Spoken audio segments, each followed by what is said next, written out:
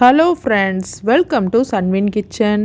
இன்றைக்கி நம்ம கிச்சனில் இட்லி மாவு தோசை மாவு இல்லாத சமயத்தில் சூப்பரான டேஸ்ட்டில் அடை தோசை தான் எப்படி செய்யலான்னு பார்க்கலாம். இந்த மாதிரி பருப்பு சேர்த்து அடை தோசை செஞ்சு பாருங்கள், டேஸ்ட் ரொம்ப நல்லாயிருக்கும்.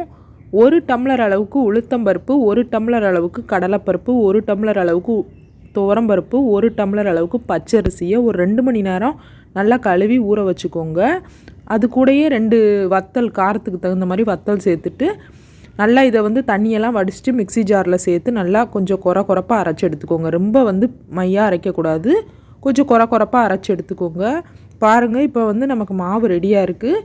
இந்த மாவு கூடயே கொஞ்சமாக நறுக்குன வெங்காயம் சேர்த்துக்கோங்க, கருவேப்பிலை கொஞ்சம் சேர்த்துட்டு, கொத்தமல்லி இலைகள் சேர்த்துட்டு, பெருங்காயத்தூள் கொஞ்சம் சேர்த்துட்டு, நம்ம உப்பு ஏற்கனவே சேர்த்துட்டோம். உங்களுக்கு பத்தலைன்னா இப்போது கொஞ்சமாக சேர்த்துக்கோங்க. சேர்த்துட்டு நல்லா ஒரு முறை மிக்ஸ் பண்ணிக்கோங்க. இதை ஊற வைக்க வேண்டாம், அப்படியே நம்ம தோசை ஊற்ற வேண்டிதான்.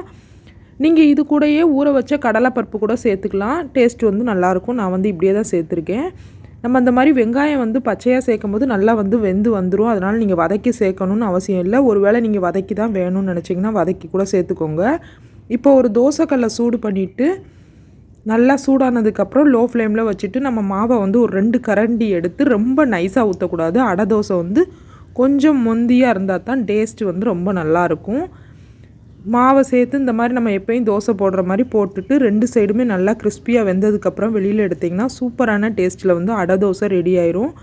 ரொம்ப டேஸ்ட்டாக இருக்கும். தேங்காய் சட்னி, தக்காளி சட்னியோடு வச்சு சாப்பிடும்போது டேஸ்ட்டு நல்லாயிருக்கும். அவியல் கூட வச்சு சாப்பிடும்போது ரொம்ப நல்லாயிருக்கும். கண்டிப்பாக ட்ரை பண்ணி பாருங்கள். இட்லி மாவு தோசை மாவு இல்லை அப்படின்னு கவலைப்படாமல் ஒரு முறை இந்த இதையும் ட்ரை பண்ணி பார்த்துட்டு எப்படி இருந்துச்சுன்னு மறக்காமல் சொல்லுங்கள். இந்த வீடியோ உங்களுக்கு பிடிச்சிருந்துச்சுன்னா வீடியோக்கு மறக்காமல் லைக் பண்ணிக்கோங்க. என்னோட சேனலை சப்ஸ்கிரைப் பண்ணிக்கோங்க. தேங்க்யூ.